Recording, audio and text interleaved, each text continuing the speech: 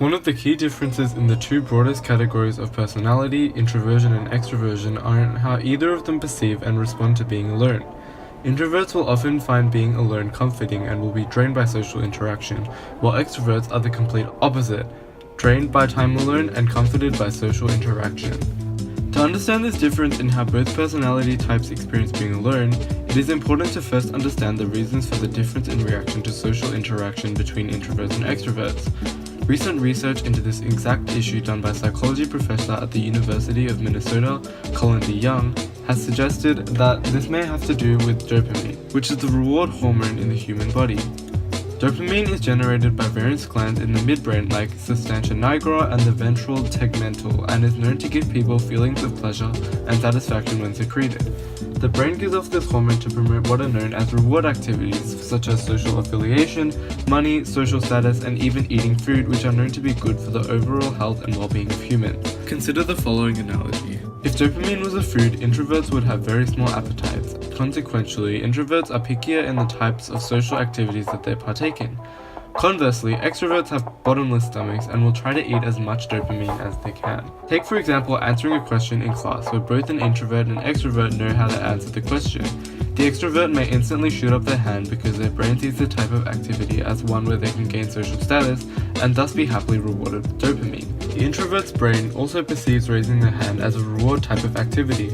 However, they may already be full of dopamine and perceive that participating in this activity would overstimulate their brains. As a result, the introvert chooses not to put their hand up and permits the extrovert to answer the question. This process of how introverts and extroverts respond to dopamine can also be used to explain how they respond differently to being alone. In her 2002 book, The Introvert Advantage, Dr. Marty Olson-Laney interestingly found that introverts may use a different brain pathway to reach the same level of happiness that extroverts experience through using dopamine, activated by acetylcholine, which is a neurotransmitter located in the temporal lobe of the brain. Acetylcholine is a neural pathway that is critical for memory and cognitive function, but also in bowel tone and the digestive system.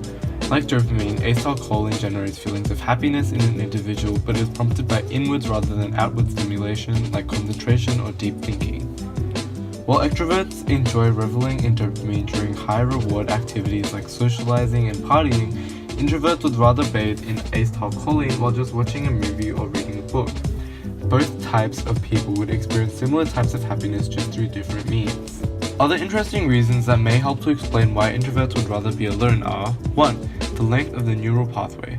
When external stimuli is received, extroverts process this information using a dopamine pathway, whereas introverts process it using the much longer acetylcholine pathway. This elapsed time for introverts to think can explain why they tend to react slower than extroverts and tend to overthink situations. 2. Grey matter. Introverts have been seen to have larger, thicker grey matter in their prefrontal cortex, which is the area of the brain associated with deep thinking. This suggests that introverts devote more energy to abstract thought while extroverts tend to live in the moment. 3. Increased blood flow. Introverts have been seen through the PET scans to have increased blood flow to the frontal lobes of the brain, supporting the theory that they use this area more than extroverts for deep thinking and stimulating acetylcholine pathways. 4. Attention to faces. A recent study into extroverts and introverts was done by analyzing their brain activity using EEG when shown photos of different people or objects. The study found that extroverts' brains became stimulated when they saw people, while introverts' brains paid more attention to the inanimate objects. Researchers found that the P300 effect, which refers to how quickly people's brains react to changes in the environment within 300 milliseconds, happened in extroverts when viewing faces, while introverts only had the P300 response when viewing pictures of the inanimate objects.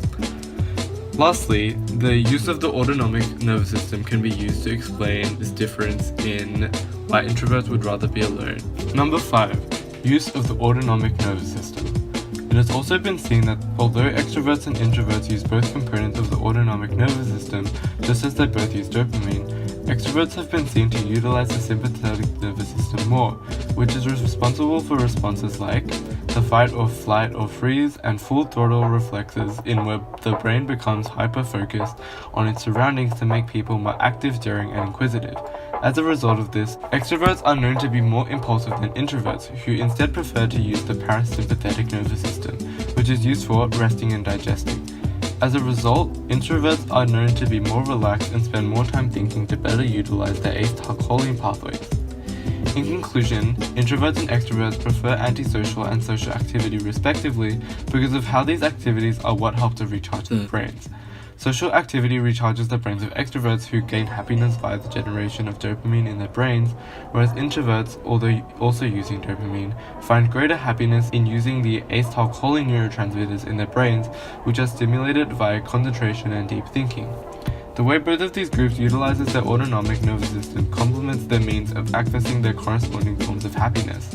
Extroverts use the parasympathetic nervous system, which allows them to be more impulsive and quick-witted in social interactions, whereas introverts tend to use their sympathetic nervous system more, which allows them to save energy on exercise and more effectively think deeply. Though they may have different ways, both extroverts and introverts are both seeking the same happiness. This information may allude to that people strictly obtain happiness in these ways, but the truth is that most individuals do not identify as only introvert or only extrovert. Everyone has different ways that they become happy, and that's completely fine, although it may not be very convenient for scientists. Thanks for watching!